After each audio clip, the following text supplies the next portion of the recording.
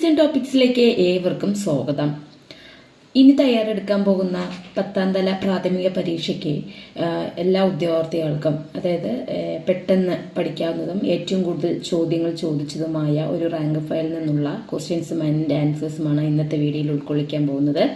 നമുക്ക് നോക്കാം. അപ്പോൾ അങ്ങനെ പോകുന്നതിന് മുമ്പ് ഞാൻ നിങ്ങളോട് ആവശ്യപ്പെടുന്ന ഒരു കാര്യം, ലൈക്ക് ചെയ്യാനും ഷെയർ ചെയ്യാനും കമൻറ്റ് ചെയ്യാനും സബ്സ്ക്രൈബ് ചെയ്യാനൊന്നും മറക്കരുത്. നമുക്ക് ആദ്യത്തെ ക്വസ്റ്റ്യനിലോട്ട് പോകാം. ഹിമാലയത്തിൻ്റെ നട്ടെല്ല് എന്ന് വിശേഷിപ്പിക്കാവുന്ന ഏറ്റവും ഉയരമേറിയ പർവ്വതനിര ഏതാണ് എന്നുള്ളതാണ് ആദ്യത്തെ ക്വസ്റ്റ്യൻ. ഉത്തരം ഹിമാദ്രിയാണ്. അതിൽ നമുക്ക് ഓപ്ഷൻസ് തന്നിരിക്കുന്നത് ഹിമാദ്രി, ഹിമാചൽ, സിവാലിക്, ട്രാൻസ് ഹിമാലയൻ എന്നുള്ള ഓപ്ഷൻസ് ഒക്കെ തന്നിട്ടുണ്ട്. അപ്പോൾ ഉത്തരം ഹിമാദ്രിയാണ്. അടുത്തത്, പരിസ്ഥിതി കമാൻഡോസ് എന്നുകൂടി അറിയപ്പെടുന്ന സംഘടന ഏതാണ് എന്നുള്ളതാണ്. ഏതാണ്? ഗ്രീൻ പീസ് ആണ്. പരിസ്ഥിതി കമാൻഡോസ് എന്നുകൂടി അറിയപ്പെടുന്ന സംഘടനയാണ് ഗ്രീൻ പീസ്. നമ്മൾ ചോദ്യം വായിച്ചതിൽ തന്നെ ഉത്തരവും പഠിച്ചങ്ങോട്ട് പോകാം. അടുത്തത്, താഴെ പറയുന്നവയിൽ പാരമ്പര്യേതര ഊർജ വിഭവത്തിൽ പെടാത്തത് ഏതാണ് എന്നുള്ളതാണ്. പാരമ്പര്യേതര ഊർജ വിഭവത്തിൽ പെടാത്തതാണ് ചോദിക്കുന്നത്. ഉത്തരം പ്രകൃതിവാതകമാണ്. അടുത്തത്, പൂർവ്വതീര സമതലത്തിൻ്റെ തെക്കുഭാഗം ഡാഷ് എന്ന പേരിൽ അറിയപ്പെടുന്നു. അത് എന്ത് പേരിലാണ് അറിയപ്പെടുന്നത് എന്നുള്ളതാണ്. കോറമാൻഡൽ തീരം എന്നാണ് അറിയപ്പെടുന്നത്. പൂർവ്വതീര സമതലത്തിൻ്റെ തെക്കുഭാഗം എന്താണ് അറിയപ്പെടുന്നത്? കോറമാൻഡൽ തീരം എന്നാണ് അറിയപ്പെടുന്നത്. അടുത്തത്, ഈ അന്തരീക്ഷ പ്രതിഭാസത്തെ ഇന്ത്യയുടെ യഥാർത്ഥ ധനമന്ത്രി എന്ന് വിശേഷിപ്പിക്കാം. ഏതു പ്രതിഭാസത്തെയാണ് അങ്ങനെ വിശേഷിപ്പിക്കാവുന്നത്? അത് മൺസൂൺ കാറ്റുകളെയാണ്. ഏതിനെയാണ്? മൺസൂൺ കാറ്റുകളെയാണ് ഇന്ത്യയുടെ യഥാർത്ഥ ധനമന്ത്രി എന്ന് വിശേഷിപ്പിക്കാവുന്നത്. നിങ്ങൾക്ക് തന്നെ നോക്കിയാൽ അറിയാം ഏതൊക്കെ ചോദ്യങ്ങൾ ഏതൊക്കെ പരീക്ഷയ്ക്ക് എപ്പോഴൊക്കെ ചോദിച്ചു എന്നുള്ളത്.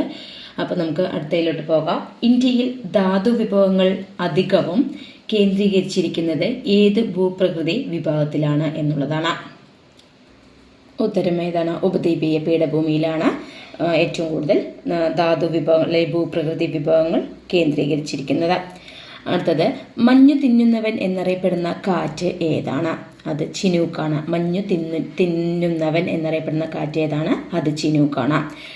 അടുത്തത്, ഭൂമിയും സൂര്യനും തമ്മിലുള്ള അകലം ഏറ്റവും കൂടിയിരിക്കുന്ന സമയം ഏതാണ്? എപ്പോഴാണ് എന്നുള്ളതാണ്. ഭൂമിയും സൂര്യനും തമ്മിലുള്ള അകലം ഏറ്റവും കൂടിയിരിക്കുന്ന ദിവസം, സമയമല്ല കൂടിയിരിക്കുന്ന ദിവസമാണ് ചോദിച്ചിരിക്കുന്നത്. ജൂലൈ 4-നാണ് അത്. അടുത്തത്, ലോകത്തിൻ്റെ മേൽക്കൂര എന്നറിയപ്പെടുന്നത് എന്താണ്? പാമീറാണ്. ലോകത്തിൻ്റെ മേൽക്കൂര എന്നറിയപ്പെടുന്നത് പാമീറാണ്. അടുത്തത്, ഇന്ത്യയിൽ പൂർവ്വതീര സമതലത്തിൻ്റെ തെക്കുഭാഗം അറിയപ്പെടുന്നത് ഏതാണ്? കോറമാൻഡൽ തീരമാണ്. തെക്കുഭാഗം അറിയപ്പെടുന്നത് ഏതാണ്? കോറമാൻഡൽ തീരമാണ്. അടുത്തത്, സുന്ദർലാൽ ബഹുഗുണ ഏത് പ്രസ്ഥാനവുമായി ബന്ധപ്പെട്ട വ്യക്തിയാണ്? സുന്ദർലാൽ ബഹുഗുണ ഏത് പ്രസ്ഥാനവുമായി ബന്ധപ്പെട്ട വ്യക്തിയാണ്? ഏതാണ്? ചിപ്കോ പ്രസ്ഥാനവുമായിട്ടാണ് ബന്ധപ്പെട്ടിരിക്കുന്നത്. സുന്ദർലാൽ ബഹുഗുണ ഏത് പ്രസ്ഥാനവുമായി ബന്ധപ്പെട്ട വ്യക്തിയാണ്? ചിപ്കോ പ്രസ്ഥാനവുമായിട്ട്.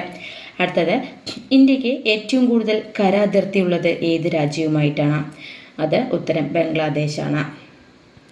അടുത്തത്, ഡൂണുകൾ എന്നറിയപ്പെടുന്ന വിസ്തൃതമായിട്ടുള്ള താഴ്വരകൾ കാണപ്പെടുന്ന ഹിമാലയത്തിലെ പർവ്വതനിര ഏതാണ്? അത് ഉത്തരം സിവാലിക്കാണ്. ഡൂണുകൾ എന്നറിയപ്പെടുന്ന വിസ്തൃതമായിട്ടുള്ള താഴ്വരകൾ കാണപ്പെടുന്ന ഹിമാലയത്തിലെ പർവ്വതനിരയാണ് സിവാലിക്ക്.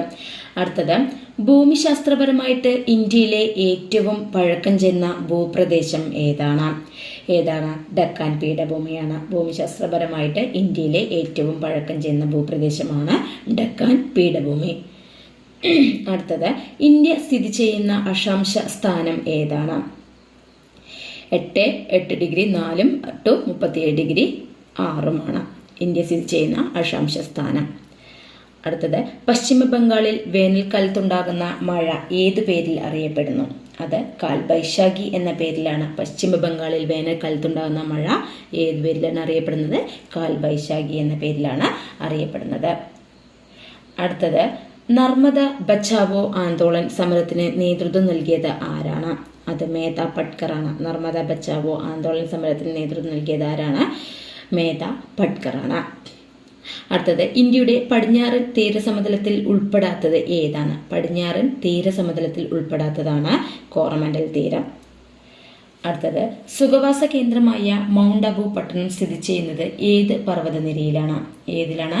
ആരവല്ലി പർവ്വതനിരയിലാണ്. അടുത്തത് ഹിമാലയത്തിലെ ഏറ്റവും ഉയരം കൂടിയ പർവ്വത നിര ഏതാണ്? ഹിമാദ്രിയാണ്. ഹിമാലയത്തിലെ ഏറ്റവും ഉയരം കൂടിയ പർവ്വത നിരയാണ് ഹിമാദ്രി. അടുത്തത് ഇന്ത്യയിലെ പരിസ്ഥിതി പ്രസ്ഥാനങ്ങളുടെ മാതാവ് എന്നറിയപ്പെടുന്നത് എന്താണ്? അത് ചിപ്കോയാണ്. ഇന്ത്യയിലെ പരിസ്ഥിതി പ്രസ്ഥാനങ്ങളുടെ മാതാവാണ് ചിപ്കോ. അടുത്തത് ഉത്തരായന രേഖ കടന്നു പോവാത്ത ഇന്ത്യൻ സംസ്ഥാനം ഏതാണ്? ഒറീസയാണ്. ഉത്തരായന രേഖ കടന്നു പോകാത്ത ഇന്ത്യൻ സംസ്ഥാനമാണ് ഒറീസ. അടുത്തത് ഇന്ത്യ പാക് അതിർത്തി ഏത് പേരിൽ അറിയപ്പെടുന്നു? അത് റാഡ്ക്ലിഫ് ലൈൻ എന്ന പേരിലാണ് ഇന്ത്യ പാക് അതിർത്തി അറിയപ്പെടുന്നത്. അടുത്തത് ഇന്ത്യയുടെ മാനക രേഖാംശം ഏതാണ്? അത് 82°30 കിഴക്കാണ് മാനക രേഖാംശം. ഒക്കെ ഒന്ന് നോട്ട് ചെയ്ത് വെക്കുക. അതൊക്കെ ഇമ്പോർട്ടൻ്റ് ആയിട്ടുള്ള കാര്യങ്ങളാണ് ഇന്ത്യയുടെ മാനക രേഖാംശം. അടുത്തത് ഇന്ത്യയിലൂടെ കടന്നു പോകുന്ന പ്രധാന അക്ഷാംശ രേഖ ഏതാണ്? ഉത്തരായന രേഖയാണ് ഇന്ത്യയിലൂടെ കടന്നു പോകുന്ന പ്രധാന അക്ഷാംശ രേഖ. അടുത്തത് ഇന്ത്യയുടെ തെക്ക് വടക്ക് നീളം എത്രയാണ്? തെക്ക് വടക്ക് നീളം 3214 കിലോമീറ്ററാണ് ഇന്ത്യയുടെ തെക്ക് വടക്ക് നീളം. അടുത്തത് തണുത്ത മരുഭൂമി എന്നറിയപ്പെടുന്ന പ്രദേശം ഏതാണ്? ലഡാക്കാണ്. തണുത്ത മരുഭൂമി എന്നറിയപ്പെടുന്ന പ്രദേശം ഏതാണ്? ലഡാക്കാണ്. അപ്പോൾ നിങ്ങൾക്ക് ഈ വീഡിയോ ഇഷ്ടമാവുകയാണെങ്കിൽ ലൈക്ക് ചെയ്യാനും ഷെയർ ചെയ്യാനും കമൻറ്റ് ചെയ്യാനും അതുപോലെ തന്നെ സബ്സ്ക്രൈബ് ചെയ്യാനൊന്നും മറക്കരുത്.